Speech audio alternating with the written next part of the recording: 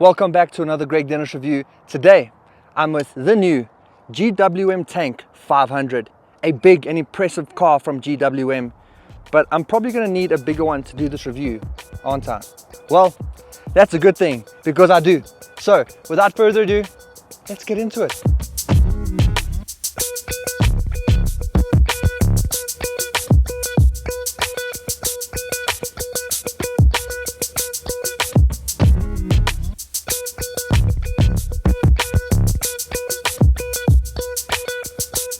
Okay, so the GWM Tank 500.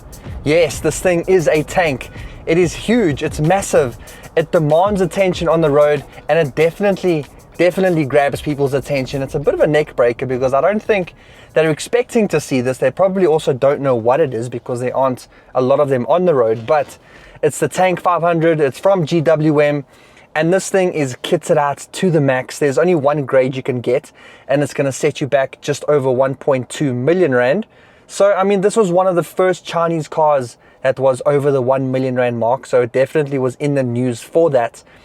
But I think that you can see why. And hopefully I can answer all of that throughout this review. So if you keep thinking, a Chinese car for over 1.2 million rand, why? Well, hopefully everything I've mentioned in here makes sense and you can see why they've given it the price points that they have. So let's firstly start off with what's powering this car, because it's a big car. Now, you've got a 2-litre 4-cylinder turbocharged petrol engine mated to an electric hybrid system. So this isn't a plug-in hybrid, it's not a full-on electric car, it's a hub, or what you would call it, a mild hybrid system. So you have got batteries that are holding charge. They're giving you a little bit of power when you need it. They are helping you with fuel consumption. The car can also drive on electric power alone only, which is quite cool, at very slow speeds throughout a parking lot or a shopping center or at home while you're pulling into your garage. But that's about it. Anything more than that, the engine's then going to kick in. And when it does, and the full combined system, you're going to get 255 kilowatts and 648 newton meters of torque, which is a lot of power. Now, the problem for me is it doesn't feel that powerful. It also, when you would expect from a Chinese car or a Chinese automaker, is that you're probably going to feel a lot of turbo lag. So there is a little bit of it, but thank you to the hybrid system and the electrics here, it does kind of play a part in filling that gap a little bit for you. So don't expect to put your foot down and it's going to go automatically, because that's not going to be the case. But you put your foot down, you're going to just drive nicely and smoothly. The electric system is going to firstly start to pull you off silently, and then the engine's going to kick in and you're going to have all of the power that you need, and it's going to keep you going through its 9-speed hybrid automatic transmission. I say hybrid because it's an electric system, so it's always going to be turning on the engine and disconnecting the gearbox and putting it back on when the engine kicks in. So it's quite a smart system they've got going on here, and I do feel that it works quite nicely. It works quite seamlessly, and if you weren't paying too much attention, or if you had the music too loud, I don't think you would even notice the difference from when the electrics are on versus the petrol engine's on. I don't think you'll even feel a difference as to when it even clicks in, which is actually quite cool. So kudos to GWM on that. You've got a really nice system here. Okay, so you're spending over 1.2 million rand. You've got a turbocharged hybrid system with huge amounts of power, but what else are you getting for this package? Well, starting from the outside, you are getting a very nice looking SUV. I think this thing looks pretty damn cool. It's got some old school retro vibes to it, from the shape and the designs and the big chrome grille up front. I think it's a bit of an acquired taste, but it's not something we're not used to seeing. I think the design looks quite similar to those other similar cars in the category, like the outgoing Prado and the current Land Cruiser. I think that it looks quite similar to those, so you can kind of see the realm that it's playing in there. Here you'll see you've got a massive chrome grille up front, digital LED headlights. Let's just look at the proper car. Sorry, I don't know why I was doing that. Here you go. So here is that big grille I was telling you about, a big imposing car. It turns heads, it's very striking, and it's just not something you see a lot of, and I think that comes down to all of the big chrome elements. This is just like overtly in your face with all of the design that you've got here. LED headlights, daytime running lights, fog lights down at the bottom here. Everything is LED. You've got some cool animations which I'll show you on screen here. I think that that's quite nice. Working your way down the side of the car, you're going to find these big 20-inch gangster chrome wheels. Not my taste, but these are what comes standard on the car. So if you are buying a tank, you're more than likely going to like this. Then coming down the side here, something I really love, automatic deployable side steps. That just says luxury and premium, and I love it. Some other nice elements and touches is that you've got some like brushed chrome elements. I don't think that that's actually as bright chrome as it is in front there, so it does tone it down a bit and doesn't make it so shiny and blingy. Especially with this paint, I think that it matches nicely. You've also got some roof rails, and then coming down the back of the car, this is where you're going to find some LED rear tail lights. They are kind of vertically put into the car here, which I think is quite nice and very different. Something you'll also see on the Tank 300. So the Tank family does kind of carry some similarities. But this is a very big back of the car. I mean, this tailgate opens up like a proper door. So take that into account. If you're going to park somewhere or reverse park, if you've got groceries, you need a lot of space back here in order to open this up the whole way. But you do have a full-size spare wheel hidden back here, and this is the Tank 500. And then on the inside, you are going to be very pleased with what you're going to find inside here, because it is packed to the brim with everything you can think of, and it's comfortable, it's luxurious. It feels like you're driving a luxury SUV of this nature. I mean, you've got Napa leather seats that are electronically adjustable. You've got memory function that are also massaging. Both seats actually, not just the one or the other. Both these seats up front have got all of those capabilities.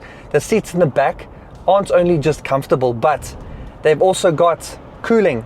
So you can cool them down. The ones in front you can cool down, you can also heat up. But the seats in the back, you can also have them a cooling function.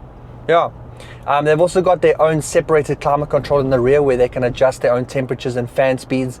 It isn't independent in the rear, it is only singular, but I think that that's also quite cool that they can control their own little atmosphere back there if they need to. Cup holders galore, lots of space, especially for your knees, and to sit comfortably back there. This is a huge car, so space and comfortability is definitely not going to be a problem in here. And then up front, you've got two huge displays, one for the driver right up front here, and then one for the infotainment chair in the center, which is, it feels big, but inside a car like this, I think the proportions are pretty cool. And it doesn't feel like it's overly too big inside here, but if this was in a different car, it might look quite massive. But it's also got a lot of functions. You've got a full 360 camera system. You can also monitor all your car settings through this, all the driver modes that you need to be in, as well as wireless Apple CarPlay and Android Auto. I mean, there's lots that you can do here. The interior has also got its own ambient lighting. You've got a really nice feeling interior, lots of good quality materials.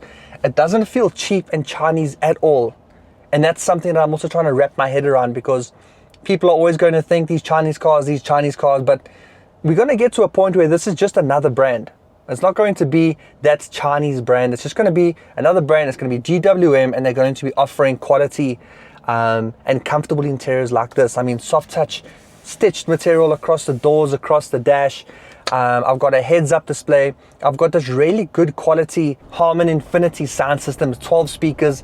It is really good. I was very impressed with the quality of the sound system in here. It pumps, it thumps. You can definitely play all of your tunes that you need, especially with the wireless Apple CarPlay. It definitely comes in handy.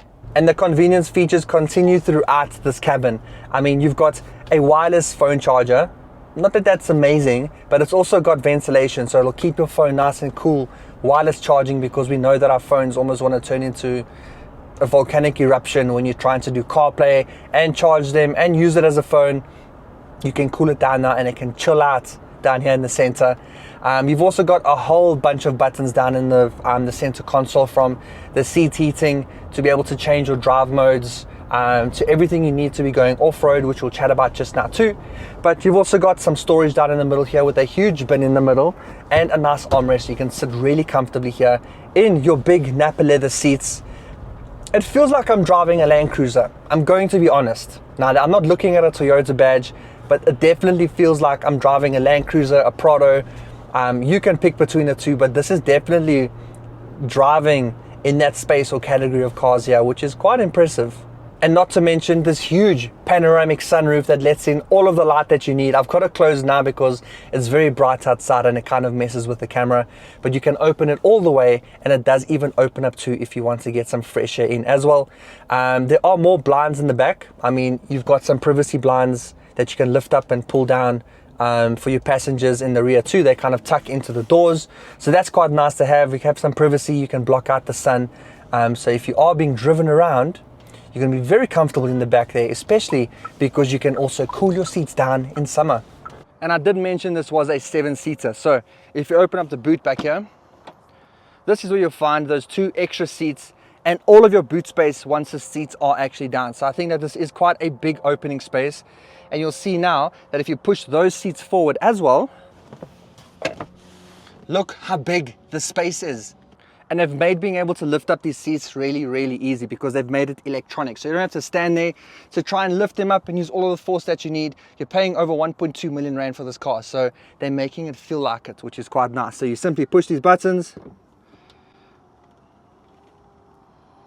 and the kids' seats come popping up from the ground. That's quite cool, hey? And if you want them down again, voila. But the cool thing about this is that if you're coming from the back, you're able to do the seats. But if you are also in the middle row, needing to get kids into the back here from that side, they've got also duplicated these buttons over there. So you can do it from that side and you can do it from the rear here, which is some clever thinking.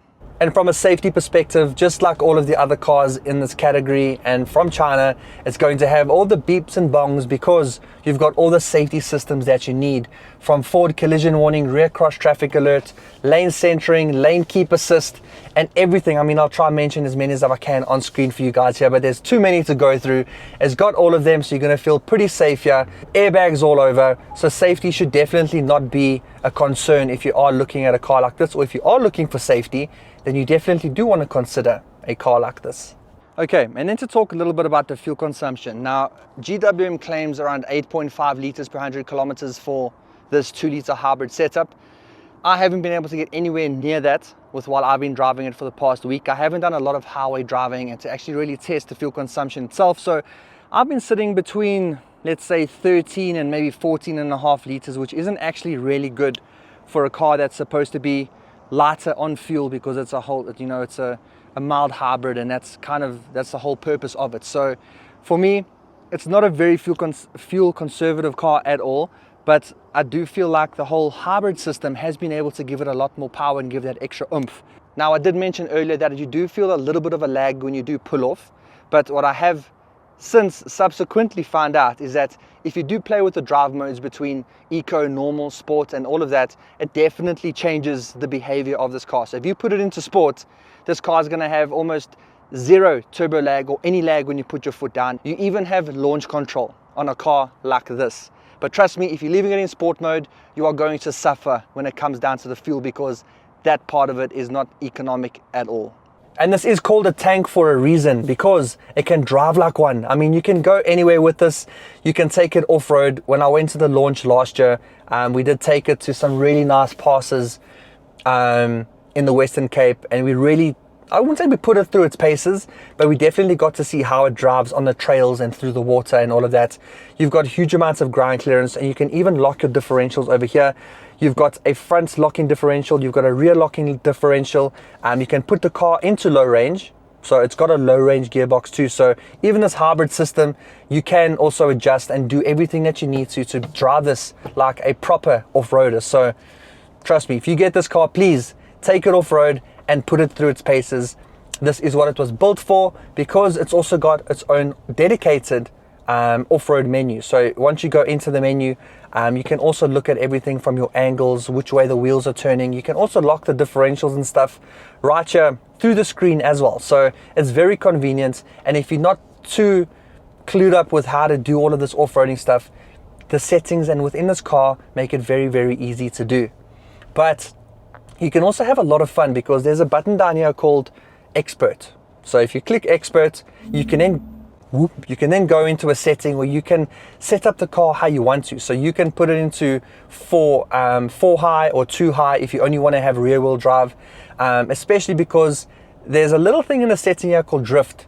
So you can also do some fun drifting in this car, or you can really use all of those kilowatts and Newton meters to your advantage and have a lot of fun driving off-road, especially because it's got a high speed, especially because it's also got the beeps and bongs, especially because it's also got a high-speed off-road racing mode as well.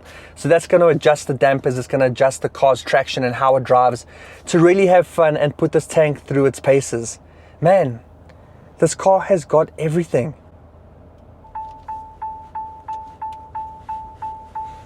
That's the one benefit of all the beeps, is that if you've got rhythm,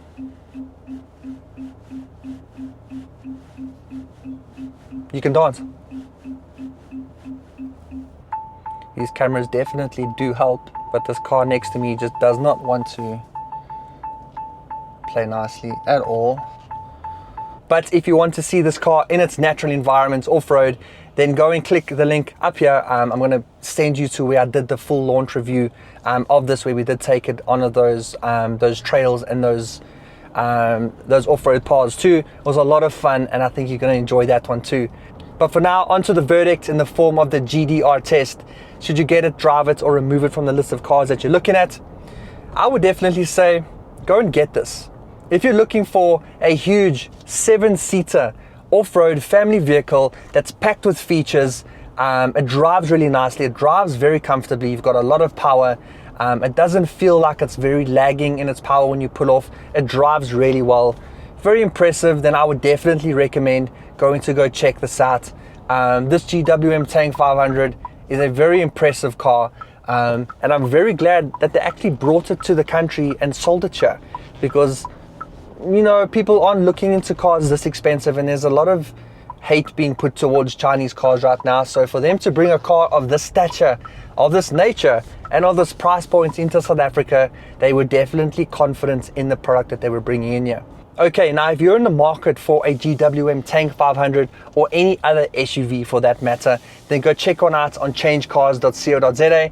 They're a website that sells new and used cars, but the best thing about them is that they vet and check every single dealership that sells cars on their website, always keeping them in control of the quality of cars that you're buying from them. Their website is also a great place to go and watch car reviews, read articles, do financial things, and you can bring them quotes from dealerships that aren't on Change Cars. And not only will they match the quotes, but they'll beat it too. So go check out changecars.co.za. They're also a proud partner of Greg Dennis Reviews. So from me and the Tank 500, thank you so much for watching this review on the GWM Tank 500. I hope you enjoyed it, and I hope you learned a whole bunch more about this car from GWM. And if you did, please will you drop a like or even a comment down below. Tell me, what did you like about it? What else do you want to see me review next? And if you do want to see more reviews, then make sure that you subscribe. And until then, I'll see you in the next one. Cheers. Cheers.